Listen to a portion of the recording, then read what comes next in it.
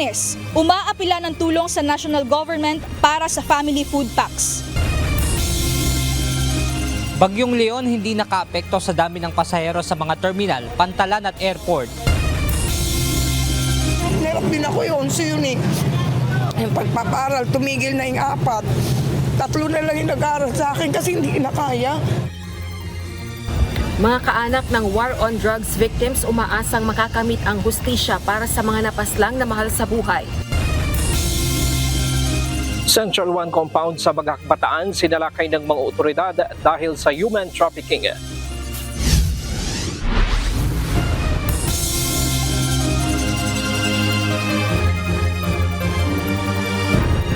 Magandang hapon Pilipinas at sa buong mundo. Tayo po ay sabayang napapakinggan sa Radyo La Verdad 1350 ang UNTV Radio. Una sa ating mga balita.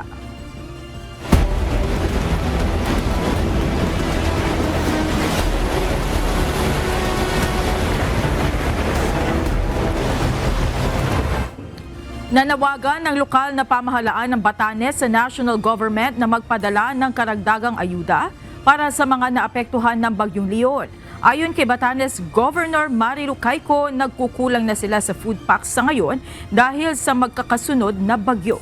Ito ang balita ni Mia Alonzo. Sunod-sunod kasi yung bagyo na dumaan sa amin, kaya po ay wala akong nakakarating na barko. Nanawagan na po ako sa DSWD at saka ho kay Yusek Nepomuceno at saka ho kay Secretary Isidoro. Sana po may makapagpadala ng C-130 dito para makapagdala po ng family food packs po dito.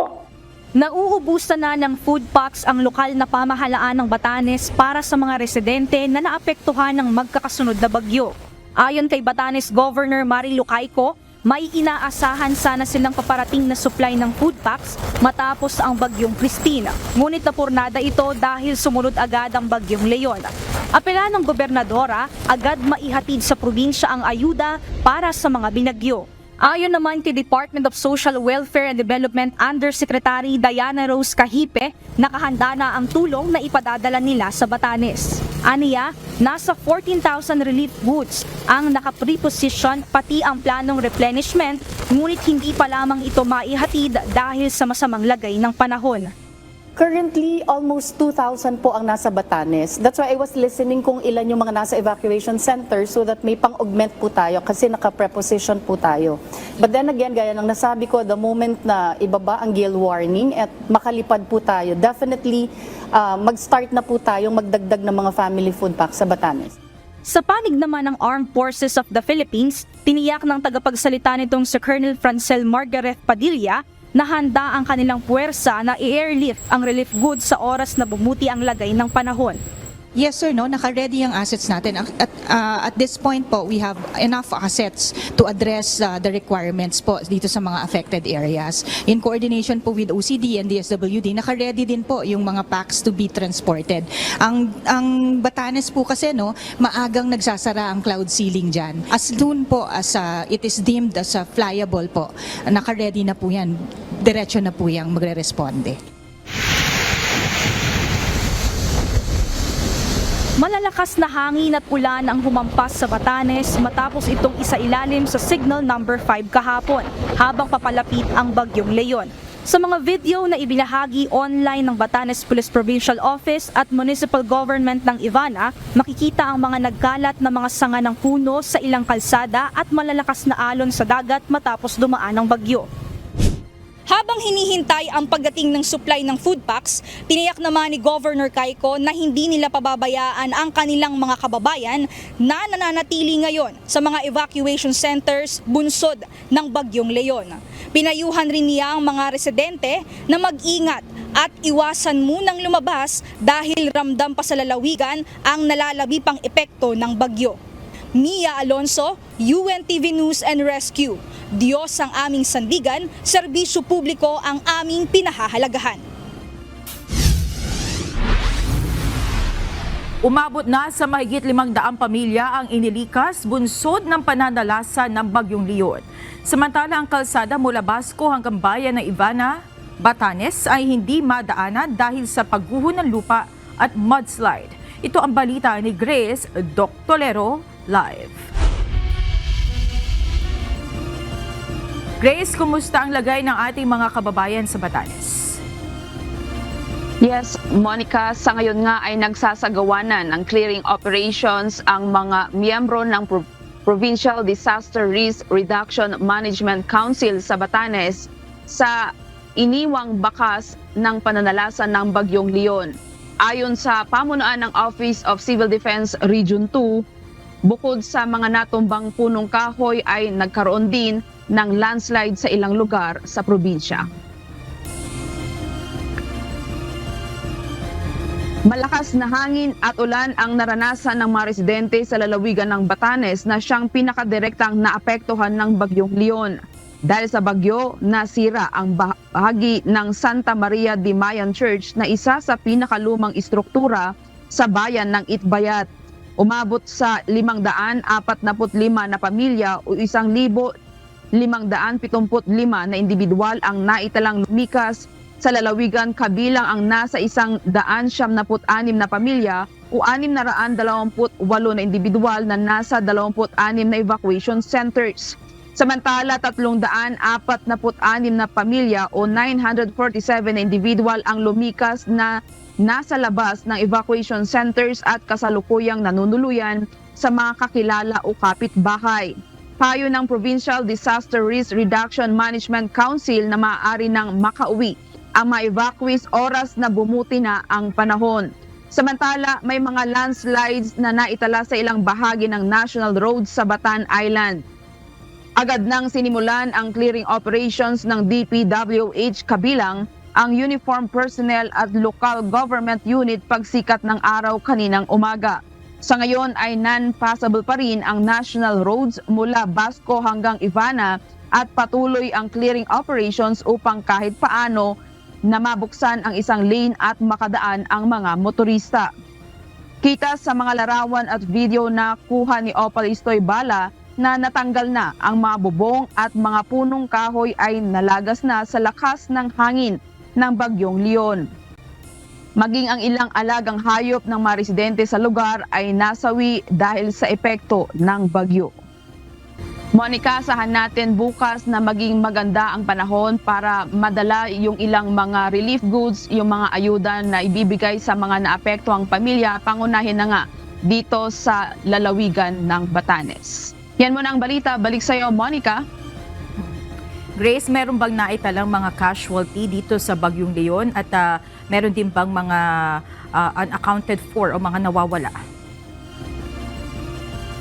Monica, it's sa talangan ng Provincial Disaster Risk Reduction Management Office. Ayon kay Edsel Isdahol, ang head ng PDRRMO Batanes, ay wala namang naitalang casualty at salamat sa Diyos pa rin at wala rin naitala na nawawala sa pagbayo nga nitong Bagyong Leon sa kanilang lalawigan. Maraming salamat, Grace Doctolero, live na nag-uulat mula sa Baguio City. Nananatiling kontrolado ng pamahalaan ang pagtugon sa mga naapektuhan ng kalamidad. Ayon kay Pangulong Ferdinand Marcos Jr., maaring masagad ang resources at personnel ng pamahalaan dahil sa epekto ng dalawang bagyo sa iba't ibang mga lugar. Gayunman, mayroong sapat na assets ang gobyerno para mapagaan ang epekto ng kalamidad at makabangon mula sa mga pinsala. Dagdag ni PBBM, patuloy ang mga pagsisikap sa pagtulong at pagbangon sa mga lugar na apektado ng Bagyong Christine habang naghahanda na para sa Bagyong Leon. Nananatiling alertoan niya ang lahat ng mga ahensya ng pamahalaan at handang magpadala ng tulong saan man ito kakailanganin. Mabilis na inaksyonan ng Energy Regulatory Commission ang direktiba ni Pangulong Ferdinand Marcos Jr. na huwag pahirapan ng mga mamamayan sa mga lugar na nasa ilalim ng state of calamity dahil sa Bagyong Christine. Bilang pagsunod sa kagustuhan ni PBBM, ipinag-utos ng ERC sa mga electric power distribution companies na huwag muna mamutol ng kuryente kung hindi makababayad ang mga customer nito. Iniutos din ni PBBM ang agarang pagbabalik ng supply ng kuryente sa typhoon hit areas. Ito ang balita ni Nel Maribuhok. Inatasan na ng Energy Regulatory Commission ng electric power distribution companies sa mga lugar na nasa ilalim ng state of calamity na bigyan ng sapat na panahon ng mga customer na hindi pa makapagbabayad ng electric bill. Sa advisory na inilabas ng ERC, binigyan ng direktiba ang lahat ng distribution utilities na suspindihin ang pagpuputol sa linya ng kuryente ng mga residential at non-residential consumers na kumukonsumo ng hindi lalagpas ng 200 kilowatt hours mula October 2024 hanggang December 2024. Inatasan rin ng mga ito na payagan ang mga consumer sa flexible payment options o gawing hulugan ang pagbabayad sa bill ng kuryente upang ito ay makagaan sa kanilang mga gastusin. Kung saan maaaring bayaran ang kuryente na may billing period mula October hanggang December 2024 nang hindi bababa sa 6 na buwan.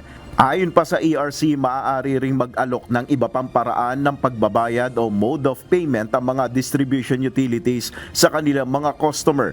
Inutusan rin ng komisyon ang Generators, Power Assets and Liabilities Management Corporation o PISALM, National Power Corporation o NPC, National Transmission Corporation o TRANSCO, National Grid Corporation of the Philippines o NGCP, Independent Power Producers, Independent Power Producer Administrators at Market operators na magpatupad rin ng kahalintulad na payment scheme sa kanilang mga apektadong distribution utilities. Agad namang susunod ang Meralco sa kautusan na ito ng ERC. Ayon kay Joe Saldariaga, tagapagsalita ng Meralco, lagi nilang ikinokonsidera ang kanilang customers lalo kapag dumarating ang mga hamon kaya handa silang sundin ang direktiba na ito ng ERC. Agad na sinuspinde ng Meralco ang pagpuputol ng supply ng kuryente sa mga lugar na nasa ilalim ng state of calamity at mag-aalok sila ng flexible payment arrangements sa mga customer na gumagamit ng hindi hihigit sa 200 kilowatt hours. Samantala, iniutos naman ni Pangulong Marcos Jr. ang agarang pagbabalik sa supply ng kuryente sa mga lugar na lubhan na apektuhan ng bagyo, bagay na malaking hamon para sa Office of Civil Defense. Yung kuryente, ibinili niya ni Pangulong Bongbong, subalit hindi ganun kasimple yung pagbabalik ng kuryente dahil yan, tinitingnan bawat metro niyan, hindi pwedeng madaliin yan. Kapag kasi yan ay bigla ang binuhay, baka makadisgrasya pa, pumutok o magkaroon ng aksidente. Bukod dito, nais ng Pangulo na maibalik ang komunikasyon sa mga lugar na lubhang naapektuhan ng Bagyong Christine maging ng Super Typhoon Leon. Nel Maribuhok, UNTV News and Rescue, Diyos ang aming sandigan, serbisyo publiko ang aming pinahalagahan. Ibinalik na ng Malacanang bilang chairperson ng Energy Regulatory Commission o ERC si Mona Lisa De Malanta base sa memorandum na inilabas sa Executive Secretary Lucas Bersamin. Ni-reinstate si De Malanta matapos bawiin ng Office of the Ombudsman ang preventive suspension na ipinataw laban sa kanya.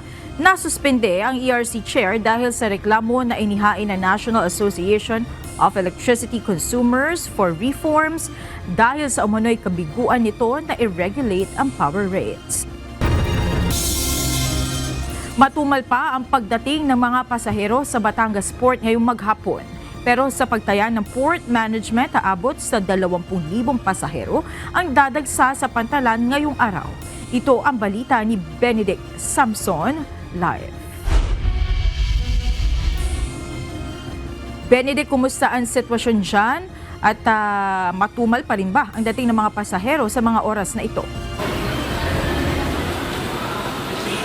Magandang hapon, Monica. Hanggang sa mga oras na ito ay matumal nga yung pagdating ng mga pasahero dito sa Batangas Port.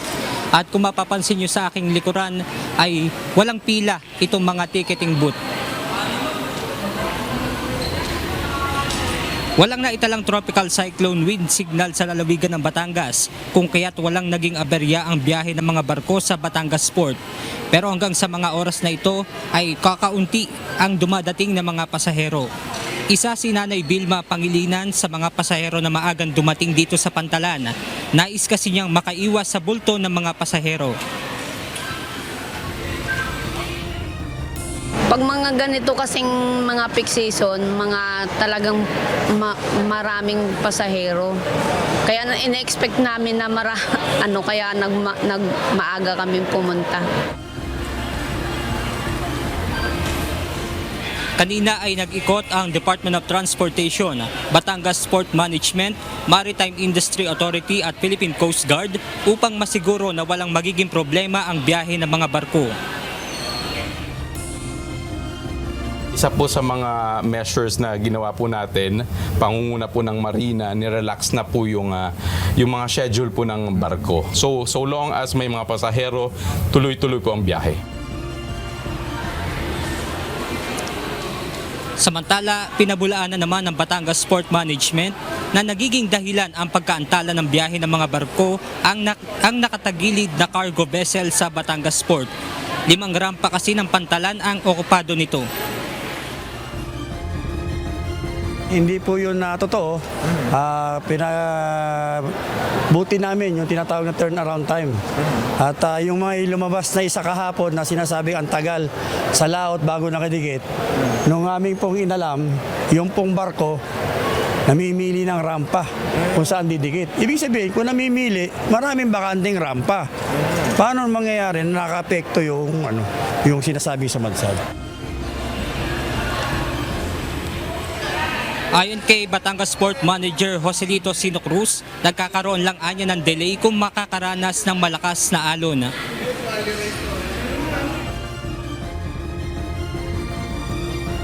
Sa ngayon, hindi pa. Ang apektado pa lang ay yung tinatawag nating fast craft. Pero hindi Coast Guard ang nagbabawal. Initiative ng shipping lines. Ayaw na rin nila mag-grease siguro. Pero hindi pa rin apektado yung ating mga pasahero dahil nandiyan dyan yung Roro.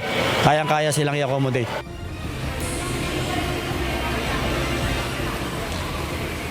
Monica, sa nakalap nating impormasyon as of 5 p.m. ay nasa 6,000 yung mga umalis ng pasahero dito sa Batangas Port. Ngayon nga ay may ilang mga pasahero ang dumating. At meron naman dito sa aking likuran na mga ticketing booth na halos kundi man kakaunti ang pila ay meron namang iba na walang nakapila. At yan muna ang ating update mula dito sa Batangas Port. Balik sa inyo dyan, Monica. Benedict, kung pagbabatayan yung ganitong mga panahon nitong mga nakaraang taon, ganyan ba talaga ang flow ng tao dyan sa Batangas Port o dahil ba naapektuhan yung matumal na pagdagsa ng tao dahil sa mga nagdaang bagyo? Benedict. Yes, Monica, isa yan sa ikinukonsidera dahil nga halos magkakasunod itong naranasang bagyo. Pero sa estima nga ng Batangas Port Management, kapag ganitong panahon ay hindi lumalagpas o nasa 20,000 yung tinatayang pasahero na darating dito sa Pantalan. Alright, maraming salamat Benedict Samson live mula sa Batangas Port. Matinding trapiko naman at makapal na bulto ng mga sasakyan ang sinusuong ngayon ng mga motorista sa kahabaan ng North Luzon Expressway o NLEX. Inaasahan din bukas ang volume ng mga sasakyan sa northbound lane ng Subic-Clark-Tarlac Expressway o SCTEX dahil sa gagawing event sa Ciudad de Victoria. Samantala, naka-preposition na rin ang mahigit 1,000 tauhan ng NLEX ng personnel sa expressway at toll plazas para sa pagpapatupad ng mas mahigpit na seguridad. Mula sa Balintawak Toll Plaza, ito ang balita ni Nestor Torres. Live. Nestor, ano na ang kasalukuyan sitwasyon dyan sa NLEX? At hanggang ngayon ba ay mabagal pa rin ang daloy ng trapiko sa mga toll plaza sa expressway, partikular dyan sa Balintawak? Magandang gabi, Monica. Nagsisiksikan na nga ang mga sasakyan sa kahabaan ng North Luzon Expressway o NLEX ngayong araw at bisperas ng undas. Pero ayon kay NLEX Senior Traffic Manager Robin Ignacio, kahapon pa alas 3 hanggang alas 10 ng gabi at maging kaninang alas 5 ng madaling araw at kaninang tanghali ay naranasan na nga ang bulto ng trapiko sa Balintawak Toll Plaza. At hanggang sa ngayon ay mabigat pa rin ang daloy ng trapiko. Lane pa rin sa Balintawak. Asahan na tatagal pa hanggang bukas ng umaga ang heavy traffic na mararanasan sa NLEX dahil sa nakatakdang malaking event sa Ciudad de Victoria kung saan magdudulot ito ng mas mabigat na daloy ng trapiko. Payo ni Ignacio, mas makabubuti na ngayon pa lang ay biyumahin na ang mga motorista na pupunta sa norte kaysa sumabay pa sa mas maraming bulto ng mga sasakyan.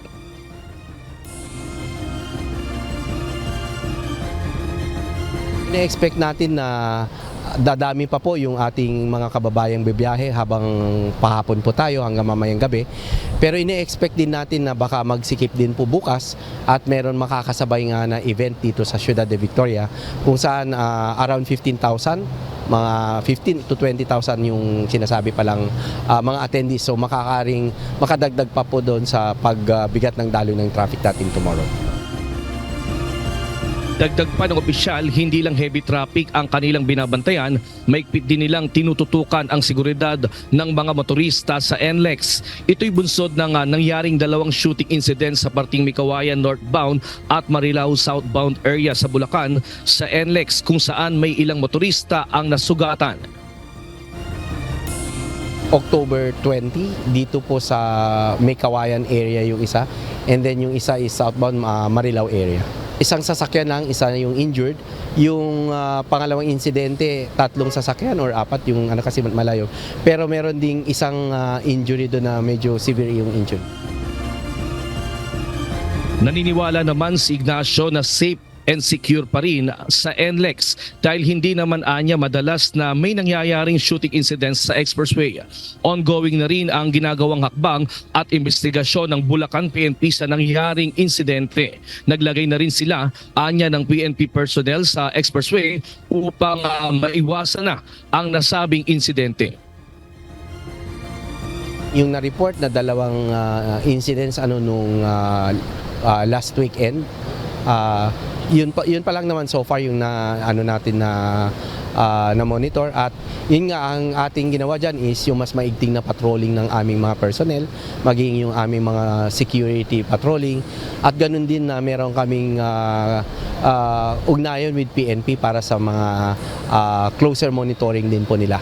At ang pagkakaalam ko ay nagdi-deploy po sila ng mga PNP personnel dito sa kahabaan ng expressway. Karamihan sa kanila ay na-station dito sa ating mga gasolinahan. Samantala, para naman makaiwas sa mabigat na trapiko, payo ng NLEX management na magpakabit ng RFID sticker at loadan ito ng minimum 500 pesos o bumisita sa NLEX customer service na www.easytrip.ph para sa listahan ng location kung saan pwedeng silang magpakabit at magpa-load ng RFID. Pagka po mahaba tayong oras ng pagbiyahe natin, hindi na po tayo pipila ng sobrang tagal. At saka hindi na tayo hassle para kumuha ng pera or magbigay, hintay pa ng sukli. Mayroon nang wala man yung 1,000 ng RFID ko. Mahirap talaga pagka walang load, kasi siyempre pagdating mo sa walang load, maabala pa, nakakaabala ka, tapos naabala ka pa rin. Kasi siyempre hihinto yung sa likuran mo. Mas maganda pa rin may load talaga, sir. Kasi lagi pong prepare ka lagi sa biyahe, kasi alam naman nila na hindi nag-accept dito ng walang load eh.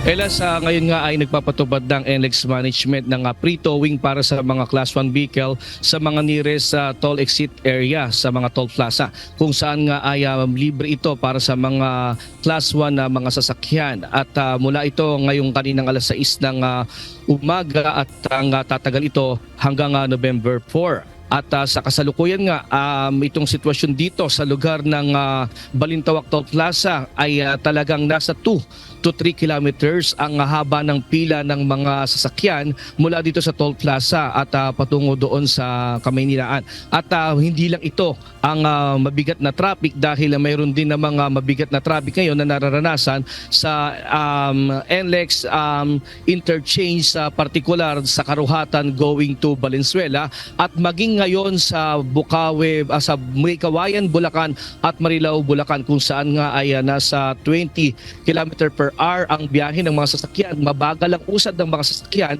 dahil nga sa build-up ng traffic na nararanasan ngayon sa NLEX Panorte. Asahan pa yan, Monica, na tatagal hanggang mamayang madaling araw at bukas nga dahil may event dito sa lugar ng Bukawi kung saan nga inaasahan ang build-up o heavy traffic na nasa 20,000 mga motorista ang inaasahang magpupunta sa Bukawi. At yung mga latest live mula dito sa Balintawak Toll Plaza. Balik sa iyo.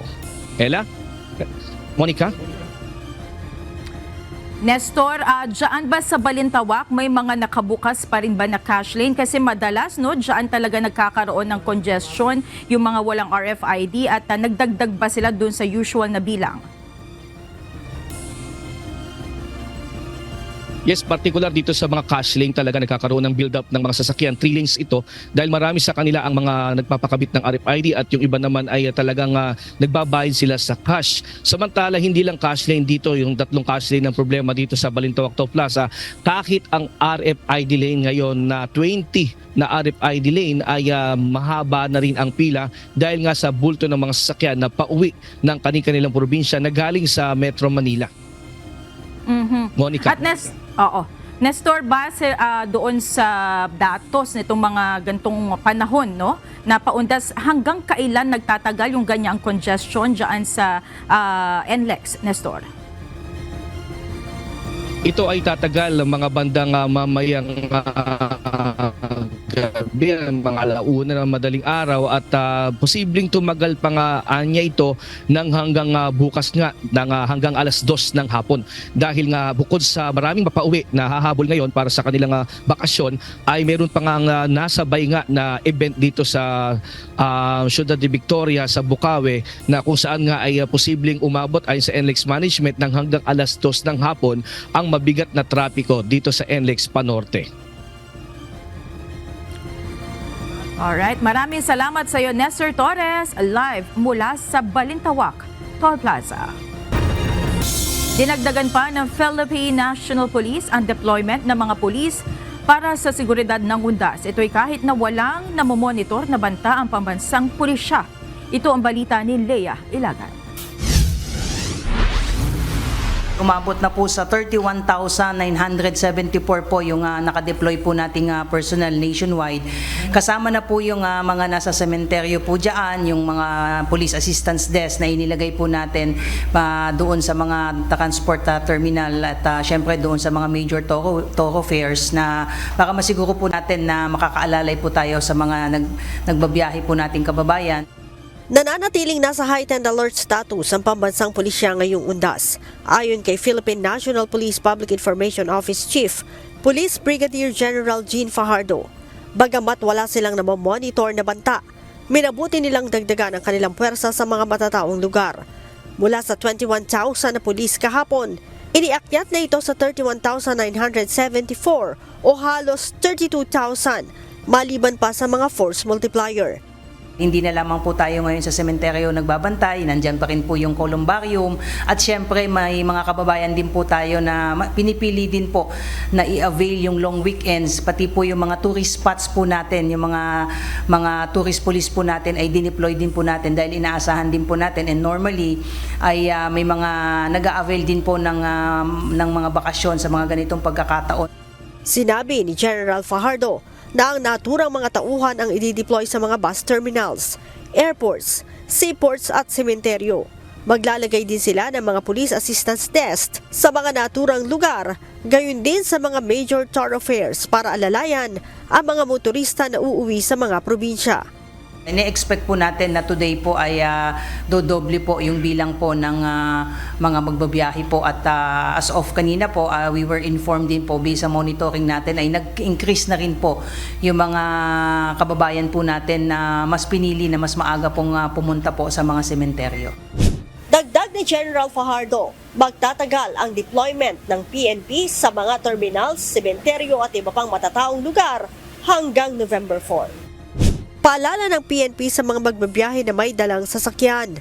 I-check ang blue baguettes o ang battery, lights, oil, water, gas, engine, tire at self o ang sarili bago ang mahabang biyahe upang makaiwas sa aksidente. Sa mga magtutungo naman sa sementeryo, iwasan ang pagdadala ng mga matatalim at matutulis na bagay, ganun din ang alak at flammable material. May mga nakumpiska na rin po tayo na yung mga hindi po unauthorized po na mga gamit like po yung mga kutsilyo, yung mga other bladed and flammable materials po. Kaya paalala po natin para hindi na rin po maantala yung pagpasok nyo po sa mga sementeryo dahil nagpatupad na rin po ng ibang guidelines yung ibang mga management po ng cemetery. So hindi na po kayo papayagang magpasok po ngayon ng mga bladed weapons po, yung mga matutulis po na bagay kagaya po ng kutsilyo, yung mga screwdriver. Iwasan din ani ang magdala ng maliliit na bata upang hindi mawala sa siksikan ng mga tao sa loob ng mga sementeryo. Leia Ilagan, UNTV, News and Rescue. Diyos ang aming sandigan, serbisyo publiko ang aming pinahahalagahan.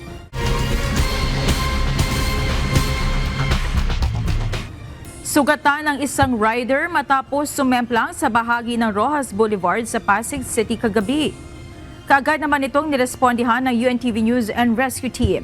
Sa Tagum City na aksidente din ang isang motorsiklo matapos umanong makatulog ang angkas nito. Ito ang balita ni Joshua Antonio. UNTV News and Rescue po, Wilford Gonzales, pwede ka namin tulungan? Malalim.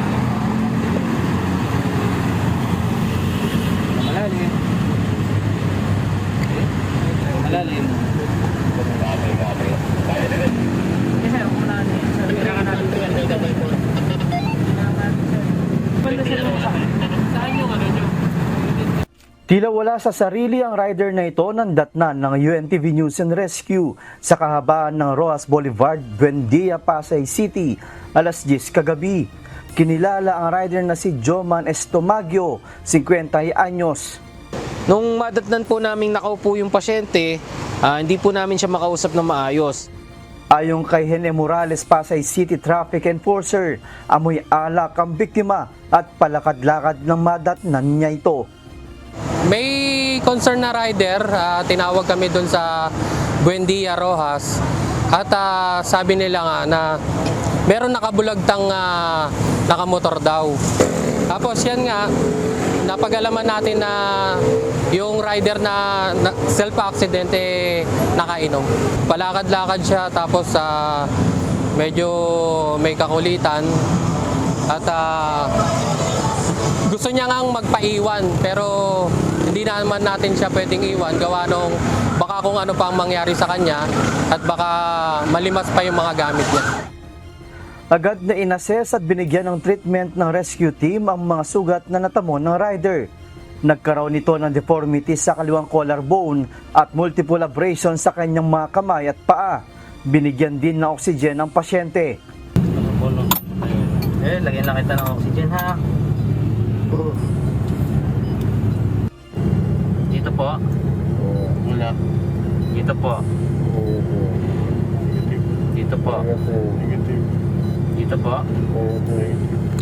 Matapos malapatan ng paunang lunas ay agad naman dinala ang pasyente sa Pasay City General Hospital.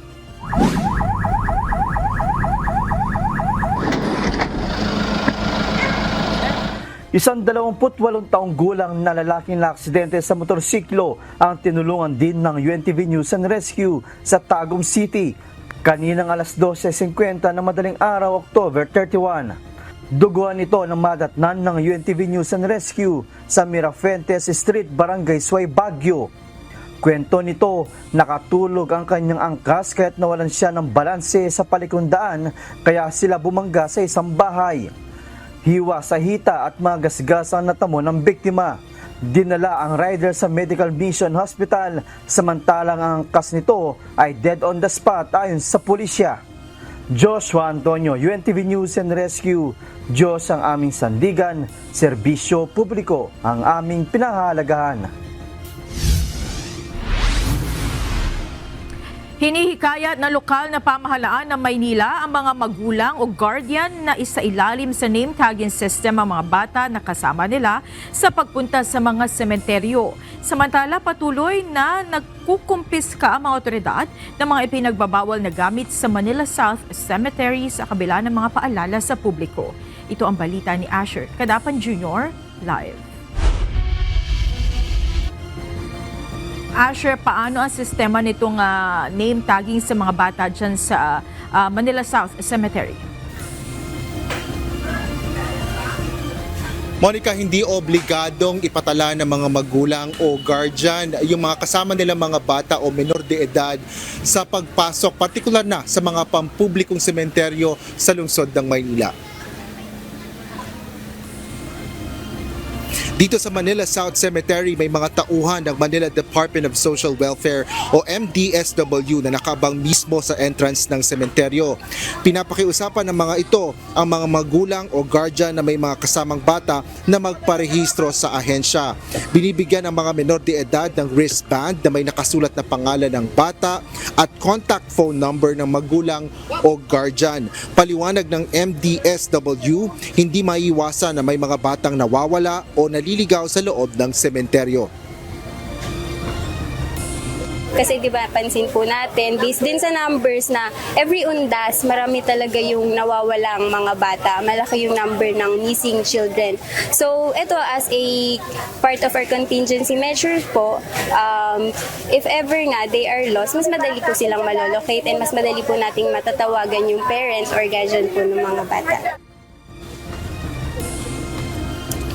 Pabor naman dito ang mga magulang dahil makatutulong nila ito na madaling mahanap ang kanilang mga anak sakaling mawala. Okay naman siya kasi para secure din yung mga bata. In case of emergency, pag nawala yung mga bata, kukontakin nila yung bata yung magulang. Para sa akin mas okay kasi mas safe kumbaga kasi unang-una, pag hindi may iwasang nawawala yung bata or na kakaligtaan, at least ngayon may contact number, saan sila pwedeng kontakin at mas madaling hanapin, kumbaga. Mas kampante. Sa tala ng Manila Police District o MPD, umaabot na ng mahigit 10,000 ang bilang ng mga individual na bumisita dito sa Manila South Cemetery ngayong araw as of 5 p.m. Nasa 300 sa mga iyan ay mga menor de edad. Ayon kay Police Captain Agapito Yadaw, kawani ng Public Information Office ng MPD Police Station 6, nananatili pa rin ang kapayapaan at kaayusan sa loob at labas ng Manila South Cemetery. Bagaman may ilan pa rin anyang mga individual na kahit taon-taon ng pinagsasabihan ay nagtatangka pa rin na magdala ng ilang ipinagbabawal na mga gamit sa loob ng sementeryo.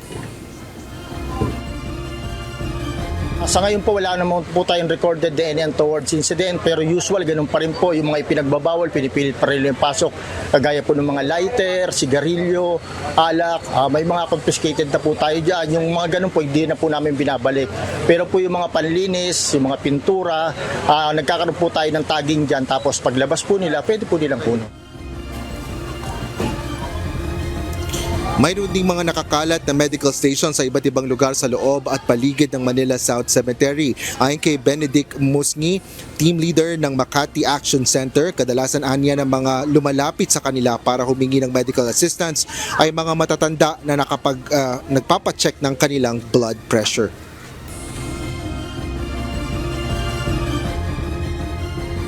Yung na-high blood sila. Actually, yung paglalakad pa lang, kasi ang stopover doon pa lang, sa may Ayala, maglalakad, medyo yung mga senior, medyo nahapo kagad.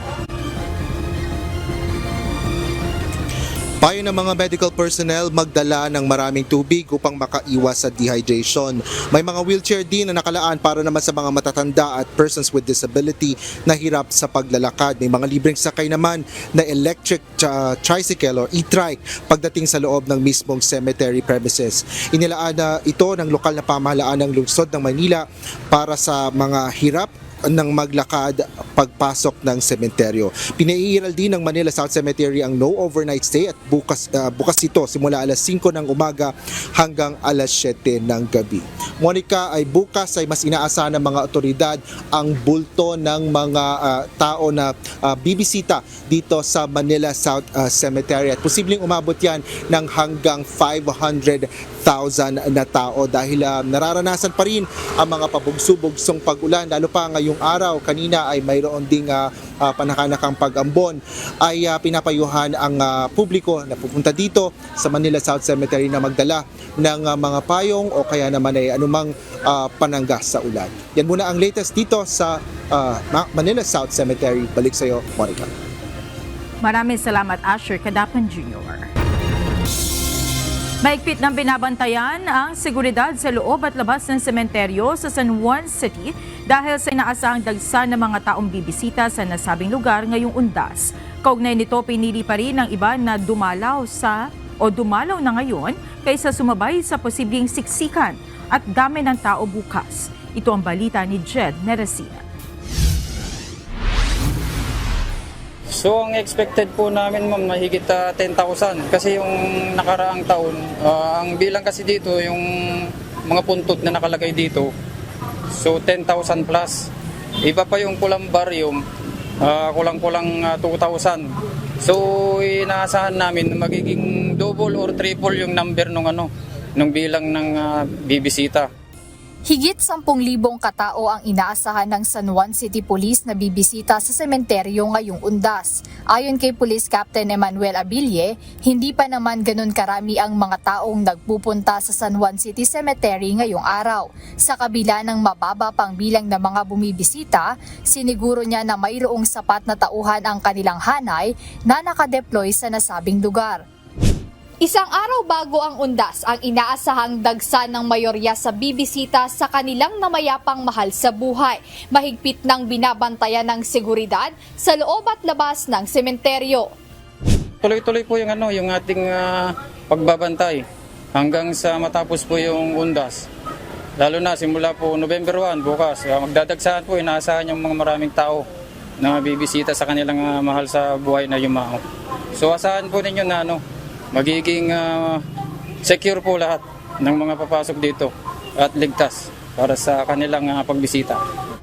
Bukod sa police visibility, katulong din ng San Juan City Police sa monitoring ng mga gamit na ipinagbabawal gaya ng patalim, baril, nakalalasing na inumin o alak, baraha o anumang gamit pansugal, maingay na radyo at bisikleta. Ayon kay Police Captain Abille, kasama rin nila sa pagpapanatili ng kaayusan sa sementeryo ang Bureau of Fire Protection, traffic enforcers, medical team at iba pa. Sa ngayon, maayos at payapa ang sitwasyon sa lugar, ngunit binabantayan din ng mga tauhan ng sementeryo ang pagpapanatili ng kalinisan.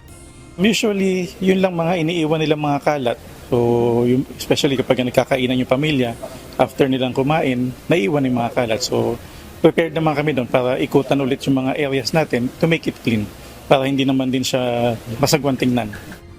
Kaugnay nito, may ilan pang mas piniling hindi sumabay sa dagsa ng tao bukas, gaya ni Carolina na nagkaroon ng hindi magandang karanasan sa pagpunta sa sementeryo sa mismong unang araw ng Nobyembre. Yung patay namin, si tatay ko, nasa Manila North Cemetery. Minsan, nung malilit pa yung mga anak ko, sinama namin sila. Imagine from sa loob, papuntang gate, 4 hours bago kami nakalabas. And then, siguro sa init, tsaka sa dami ng tao, hinimatay yung anak ko. Kaya ayun, napagalitan ako ng asawa ko na wag nang pupunta ng November 1. Sa ibang araw na lang. Dagdag niya, mas mabuti ng maaga upang mas maayos siyang makabisita sa puntod ng kanyang ina. Nagkataon wala na kaming pasok ngayong 31. Tapos, pag November 1 kami napupunta, marami ng tao, masikip na. Kaya ngayon na kami nag-decide magpunta. Umaasa ang lokal na pamahalaan ng San Juan na magtutuloy-tuloy ang maayos na sitwasyon sa sementeryo hanggang matapos ang Undas. Pinapayuhan nila ang lahat ng bibisita na sumunod sa mga panuntunang ipinatutupad sa lugar upang maiwasan din ang anumang kaguluhan. Jed Neresina, UNTV News and Rescue. Diyos ang aming sandigan, serbisyo publiko ang aming pinahahalagahan. Narito naman ang mga balita sa iba't ibang panig ng mundo na ihahatid ng ating global correspondent na si Jack De Ocampo mula sa Chester, United Kingdom.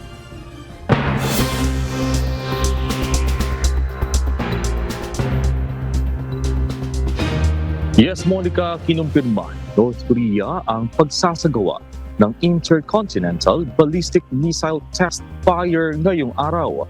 Ayon sa spokesperson ng Ministry of National Defense of the Democratic People's Republic of Korea, ang test fire na utos ni Kim Jong-un ay layong magpakita ng kanilang modernity at credibility. Ayon sa North Korean leader, ito ay naaangkop na aksyong militar na nakakatugon sa layunin na maipaalam sa kanilang mga katunggali na handa sila sa anumang banta. Namata naman sa Japan ang ipabagsak o ang pagbagsak ng ilang piraso nito.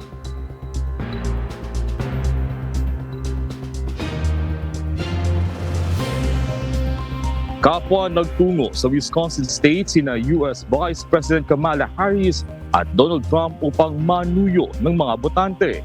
Ang dalawang kandidato ay nagbigay ng kanilang mga pangako at kritisismo sa kanilang mga kalaban habang papalapit na ang halalan. Ito ang balita ni Carmela Marinda. All right, Madison, are we ready to do this? Are we ready to vote? Are we ready to win?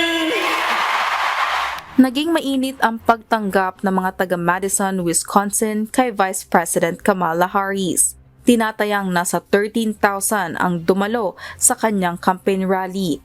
Ngunit bahagya itong naantala ng ilang pro-Palestine protesters. Sa kanyang talumpati, binigyang diin ni Harris ang kahalagahan ng pagboto sa Wisconsin. Malaki ang pag-asa niya na ito ang magiging susi para malaman kung sino ang susunod na Pangulo at kontrol ng US Senate.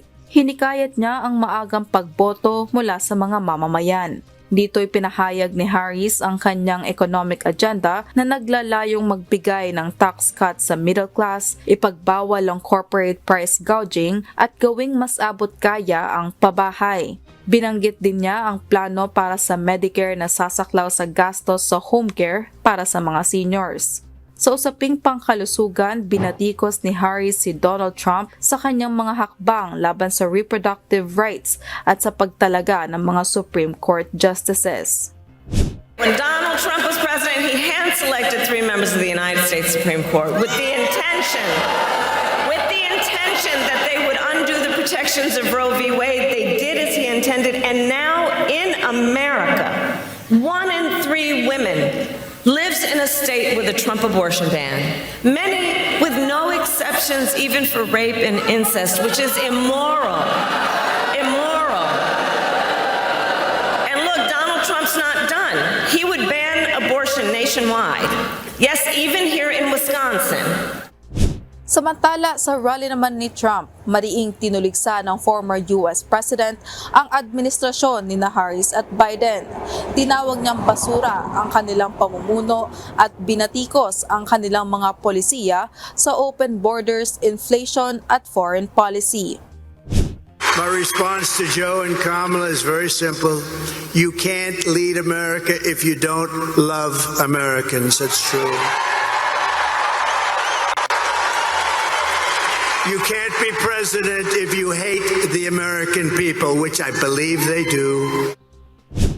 Ipinahayag ni Trump ang kanyang plano na wakasan ang migrant invasion sa unang araw ng kanyang panunungkulan at ilunsad ang pinakamalaking deportation program sa kasaysayan ng Amerika. Nagpanukala rin siya ng death penalty para sa mga migranteng pumapatay ng mga Amerikano o opisyal ng batas. Sa ekonomiya, nangako si Trump na tatalunin ang inflation at gagawing abot kaya muli ang Amerika.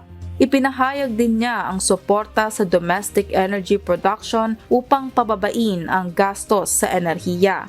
Parehong nanawagan sina Harris at Trump sa kanilang mga taga-suporta na bumoto. Binibigyang diin nito ang kahalagahan ng darating na halalan bilang isang turning point para sa bansa. Carmela Marinda, UNTV News and Rescue, USA. Diyos ang aming sandigan. Serbisyo publiko ang aming pinahahalagahan. Naglandfall na sa Taiwan ang bagyong Leon na may international name na Kongray. Kasalukuyang nararanasan ang paghampas ng bagyo na itinuturing na pinakamalakas na bagyo sa teritoryo simula noong 1996. Ito ang balita ni Amiel Pascual live.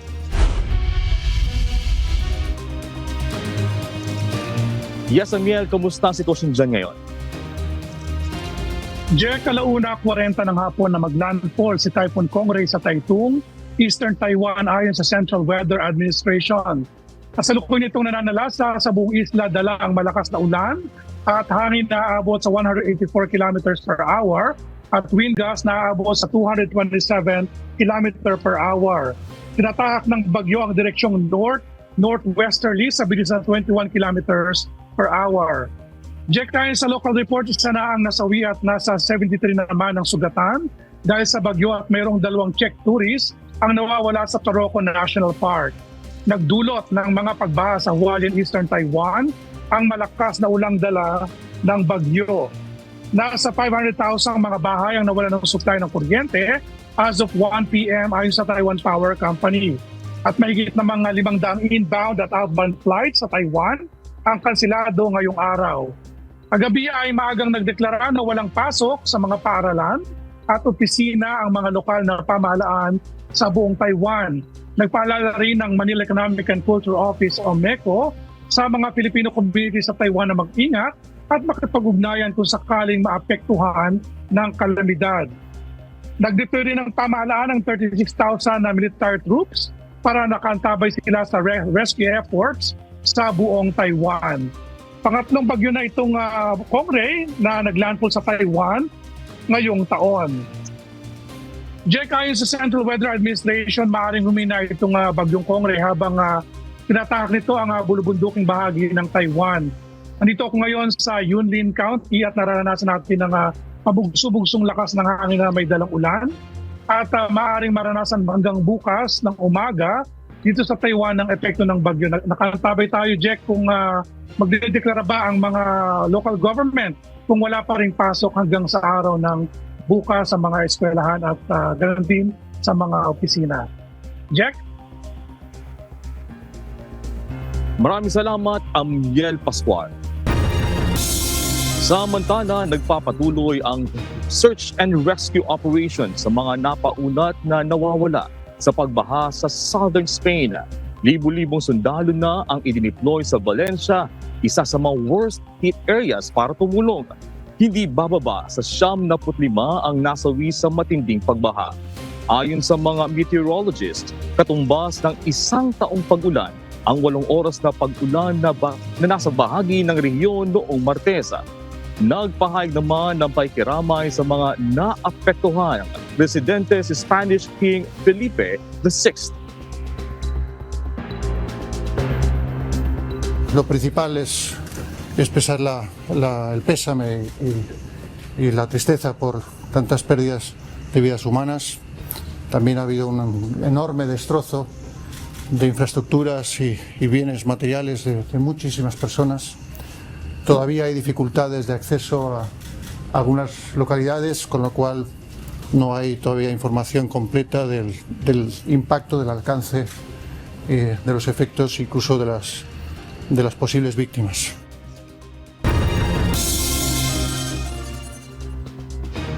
Isang kaso ng Mpox na nauugnay sa recent outbreak sa ilang bahagi ng Africa ang na-detect sa United Kingdom. Ang pasyente na nagkaroon nito ay galing sa isa sa mga affected countries sa Africa. Nagkaroon siya ng flu-like symptoms at rashes pagbalik sa bansa. Nakumpirma sa laboratory testing na ito ay uri ng Clade 1B, ang virus na madaling kumalat at makahawa. Kasalukuyang itong nagpapagaling sa Royal Free Hospital sa London. Muling nagpaalala ang mga otoridad sa mga magtutungo ng Manila North Cemetery na hanggat maaari ay huwag nang magsama ng mga bata at alagang hayop. Samantala, patuloy namang nagkukumpiska ang mga otoridad ng mga ipinagbabawal na bagay mula sa mga nagtutungo sa naturang sementeryo. Ito ang balita ni Dante Amento live. Dante, gaano na karami ang mga bumibisita ngayon dyan sa Manila North Cemetery? Magandang gabi, Monica. As of alas 6 ngayong gabi, nasa 104,500 na yung estimated crowd o bilang ng mga tao na nandirito sa Manila North Cemetery. At karamihan dyan, Monica, ay ngayong hapon lamang din pumunta rito dahil half day lamang ang kanilang trabaho. Una nang sinabi ng mga otoridad na inaasahan nga na aabot sa mahigit 100,000 ang crowd estimate o bilang ng mga tao dito sa Manila North Cemetery ngayong araw. Muli namang nagpaalala, Monica, ang Philippine National Police o PNP, lalo na sa ating pong mga kababayan na pupunta pa lamang ng sementeryo bukas at sa mga susunod pang mga araw na huwag na po sanang magdala o magsama ng mga bata. Mahirap kasi na sila ay baka mawalay sa mga magulang o baka masaktan at mahirapan lang sa pakikipagsiksikan. Ayon sa commander ng PNP Special Task Unit na nagbabantay ng seguridad dito sa lugar, maiging huwag na pong dalhin maging ang inyong mga alagang hayop. Huwag na po tayong magdala ng mga hayop unang-una kasi baka mamaya makasakit pa o mawala pa yung hayop. Kung pwede na rin natin magsama ng bata kasi po para maiwasan natin yung aksidente at sumunod po tayo sa itinakda na rules and regulation ng City Hall para hindi po tayo magkaproblema sa pagpunta rito. Monica, sa datos ng Manila Department of Social Welfare, kaninang tanghali lamang nasa halos 700 na mga bata ang naitala nilang isinamang pumasok sa sementeryo. Kailangan ng mga itong lagyan ng tag para madaling mahanap kapag sila ay mawawala. Ang ibang magulang naman ay hindi raw nila alam ang abiso ng lokal na pamahalaan kaugnay sa pagdadala ng bata. Kasi hindi po namin alam. Next time, baka bawal, iiwan niya lang namin. Anak ko, apo ko, pinsan ko, doon po sila. Gusto po sila sumama. Pero nung isang taon, kasama ko rin po sila pero talagang mahirap. Samantala, marami na rin na-recover na ipinagbabawal na items o gamit na dalhin sa sementeryo ang mga otoridad. Pinakamarami rito, Monica, ay lighter, pabango at sigarilyo. Mayroon ding gunting, kutsilyo, cutter, nail cutter at mga gamit sa construction. Oras na ito ay kinumpiska na ng mga otoridad ay hindi na mababawi pa. Sa ngayon, wala pa namang naitalang untoward incident mula kaninang umaga. Mailan lang na tumaas ang presyon na agad namang natulungan ng mga nakastandby na medics, rescuers tulad ng UNTV News and Rescue.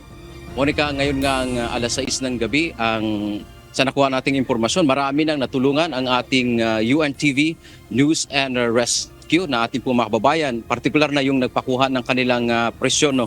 At umaabot na yan sa 200 at ito ay libre na ipinagkakaloob sa ating pong mga kababayan hanggang sa mga susunod pa na mga araw. At ngayong alas 7 lamang, Monica, bukas itong sementeryo at muli sa bukas ay alas 5 ng umaga, open na rin itong lugar na ito hanggang alas 7 rin ng gabi. At batay rin sa datos na nakuha natin sa PNP, ngayong alas 6 ng gabi, nasa 1,270 na yung kabuuang confiscated items tulad ng mga nabanggit natin kanina, mga pabango, mga lighter na dinala ng ating mga kababayan na pumunta rito, kung saan pinakamarami nga ang na-recover ngayong araw, nasa mahigit 600 at yun namang kahapon ay nasa mahigit 500. So paalala muli po sa ating mga kasangbahay na pupunta ng sementeryo ay huwag na po kayong magdala ng inyo pong mga gamit, lalo na kung ito ay nakalagay doon sa ipinagbabawal ng lokal na pamahalaan ng Maynila. Yan lang ating update mula dito sa Manila North Cemetery. Balik sa'yo, Monica. Dante, gabay lang para sa ating mga motorista, no? Kasi nung mga nakaraang taon ay sinasara yung ilang mga kalye dyan sa paligid ng Manila North Cemetery. Ngayon ba ay may mga sarado o hindi na passable na mga daanan? Dante?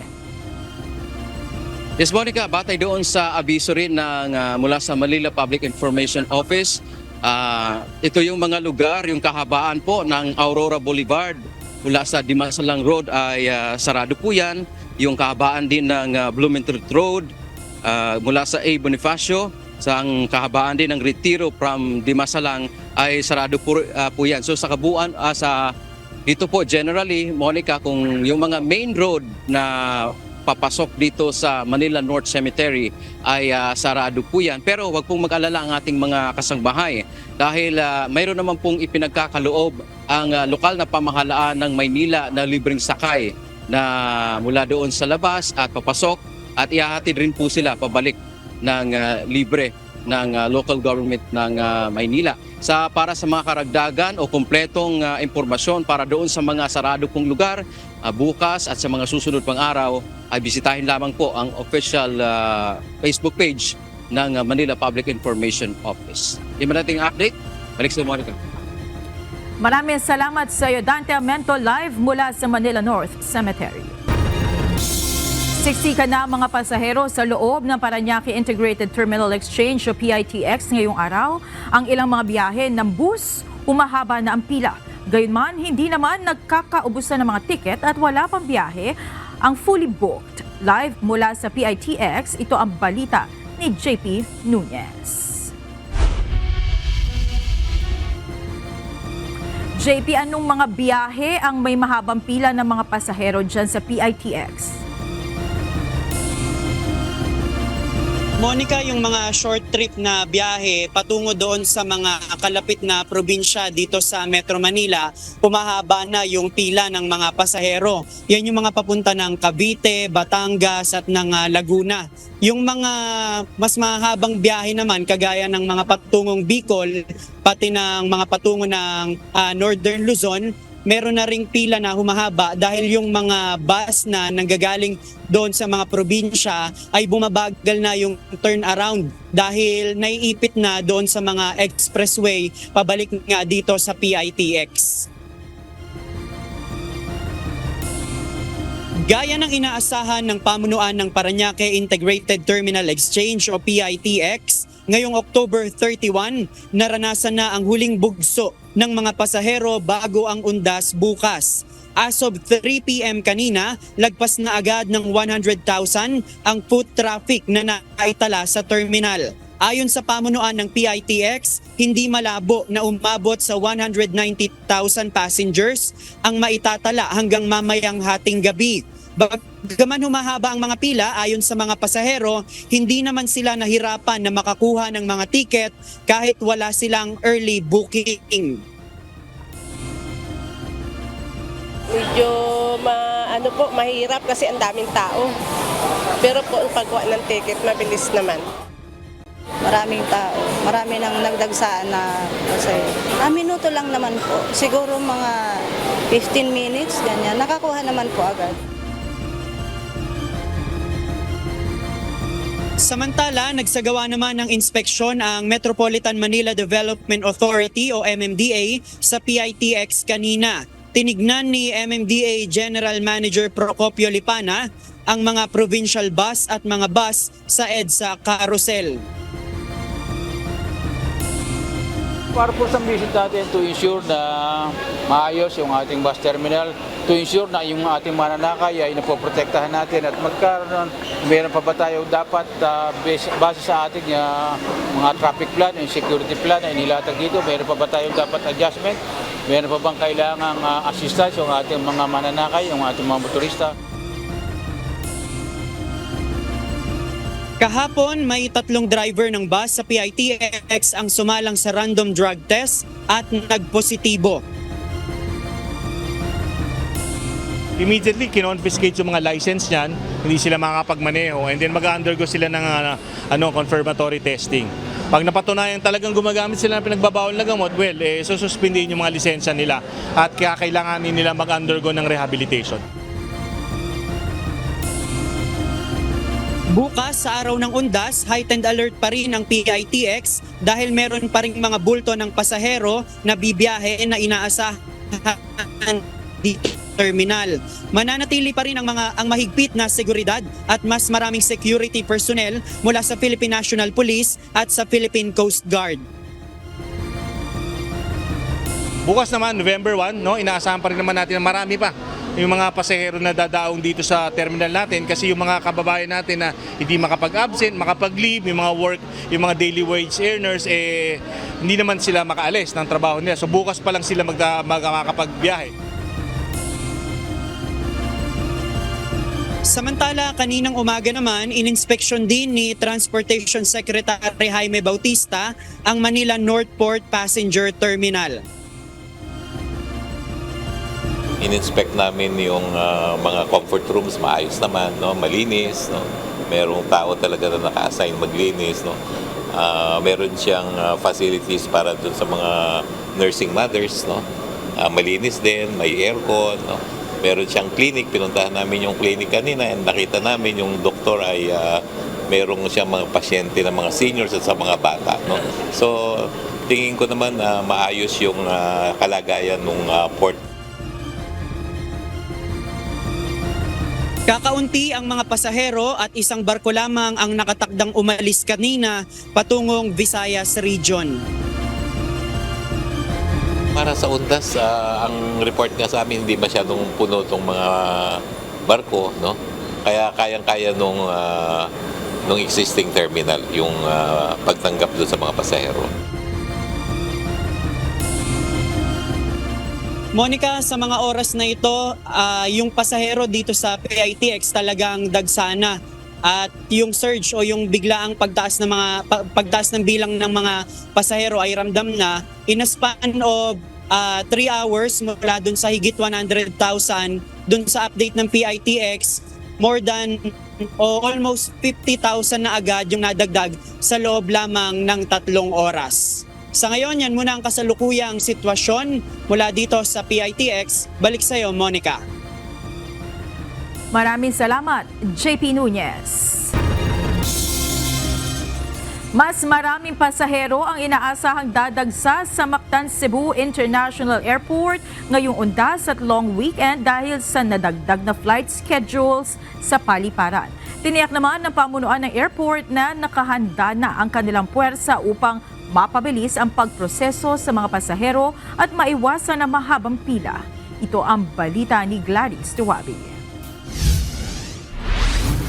Well, normally 31 magsugod nabot yun. Like for example, sa gobyerno, half day naman ka. So, karong hapon, we expect dahil mabot. Now, it depends sa mong larga because karon for example, timing man na November 1 is Friday. So, pag humano, weekend siya.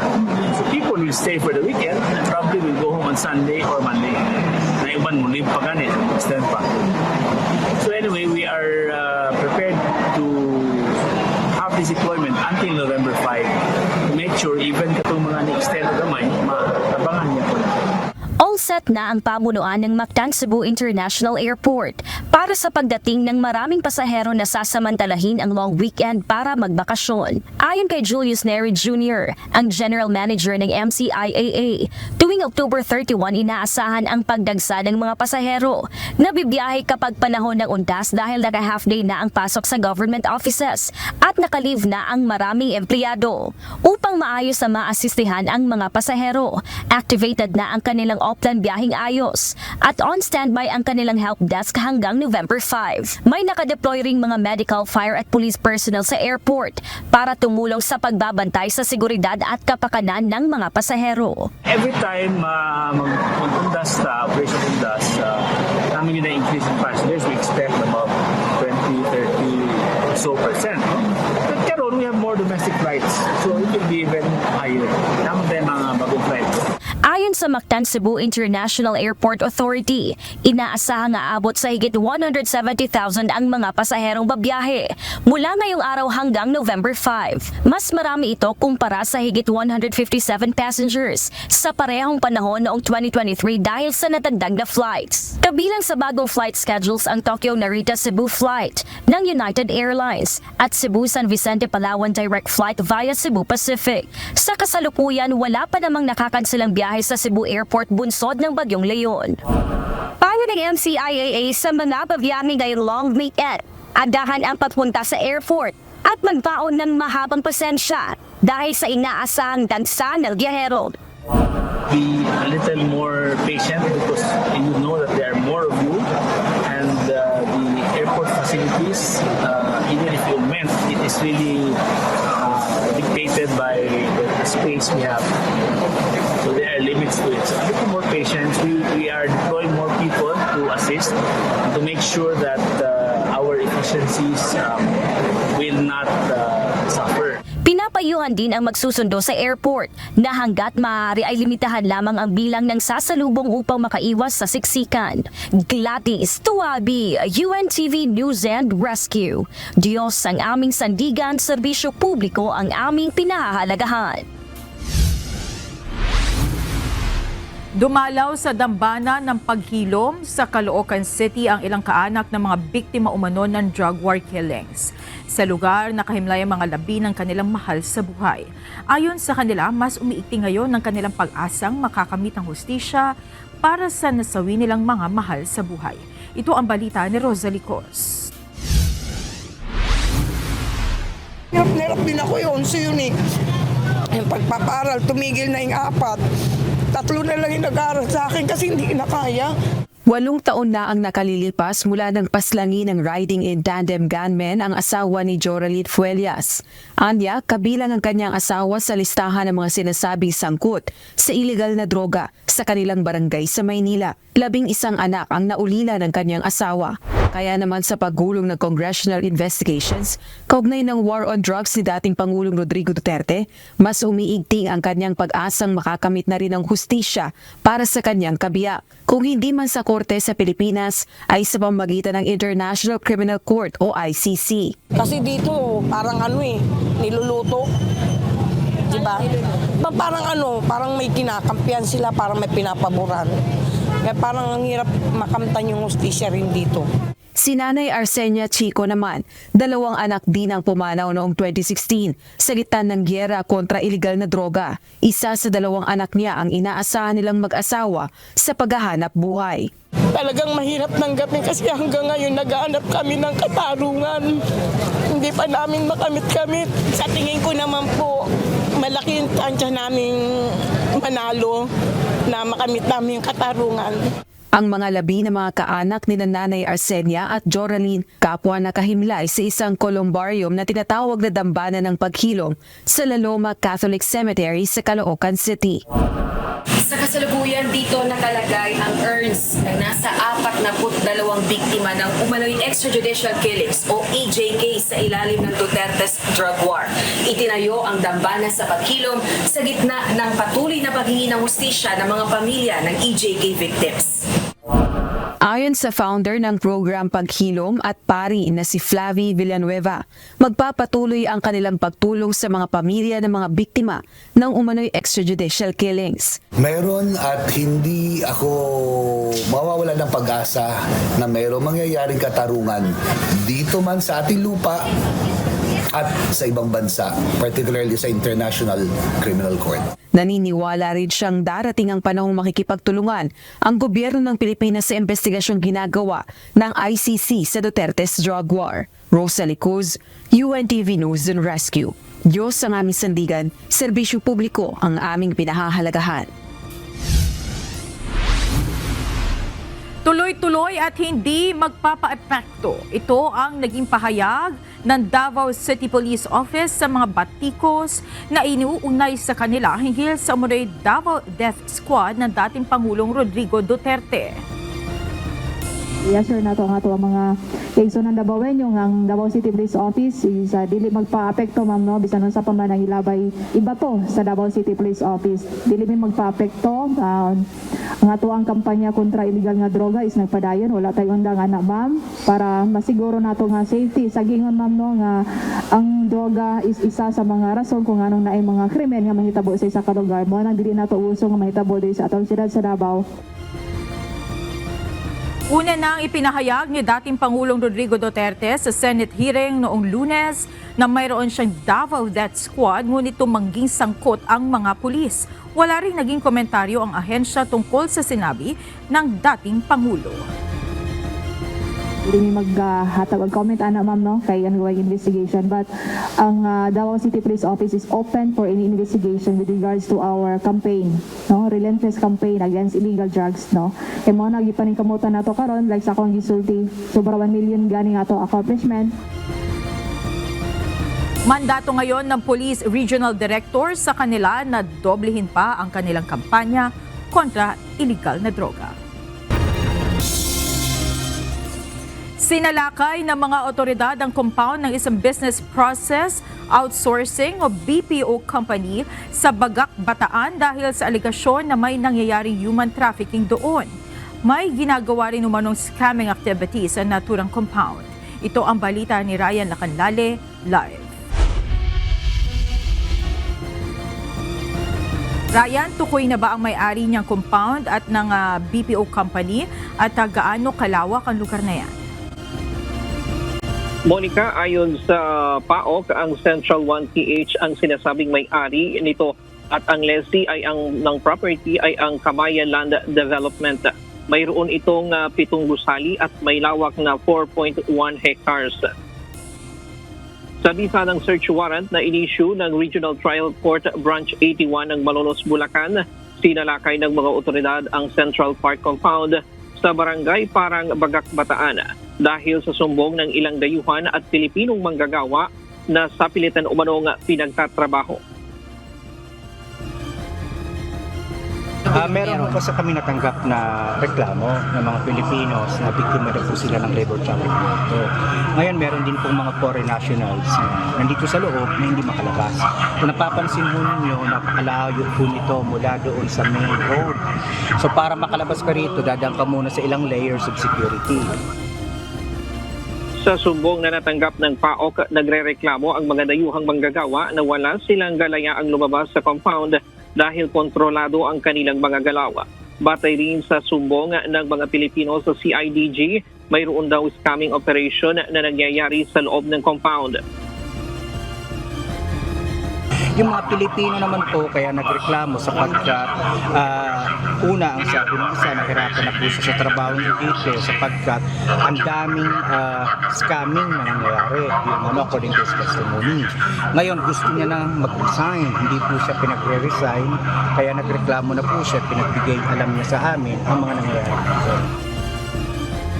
Sa initial na ulat ng PAOK, nasa 200 hanggang 300 na foreign national ang nagtatrabaho sa compound, samantalang nasa 300 hanggang 600 naman ang mga Pilipino.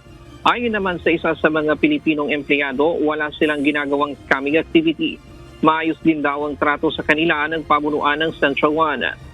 Ang Central One ay isang BPO outsourcing company. Ilang buwan na ang nakaraan ng ininspeksyon ito ng lokal na pamahalaan ng Bataan pero wala silang nakitang gaming hub sa lugar. Accordingly, ito po ay inspection ng provincial government ng Bataan. Of course, we could not blame them for not seeing whatever is here kasi hindi naman po sila technically competent to check kung ano ang mga scamming na nangyari dito. Pero meron po kaming mga ebidensyang hawak na po na ito ay isang POGO facility na walang permit galing po sa PAGCOR. Hindi daw sapat ang hawak na permit mula sa Freeport area ng Bataan. Dahil bago ibigay ang permit na ito ay dapat munang ma-secure ang permit mula sa PAGCOR. Itong facility po na ito na di umano may permit galing sa AFAP ay wala akong permit galing sa PAGCOR, therefore illegal po ito. Monica, 4 na Malaysian, 1 Thailander at 10 Chinese ang target ng search warrant.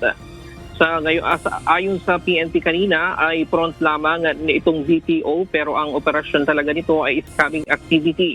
At sa ngayon ay inaantay natin, Monica, itong press conference na isasagawa ng PNP at ng Presidential Anti-Organized Crime Commission.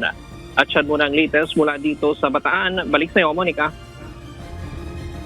Maraming salamat, Ryan Lacanlale.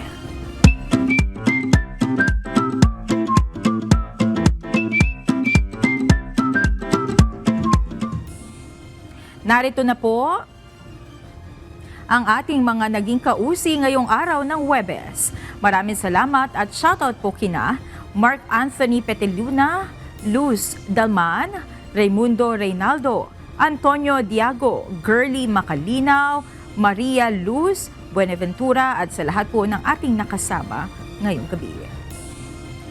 Samantala, narito naman ang salita ng Diyos na ating sandigan mula sa Aklat ng Awit, Kapitulo 34, versikulo 7, na nagsasabi, ang anghel ng Panginoon ay humahantong sa buong palibot ng nangatatakot sa Kanya at ipinagsasanggalang sila.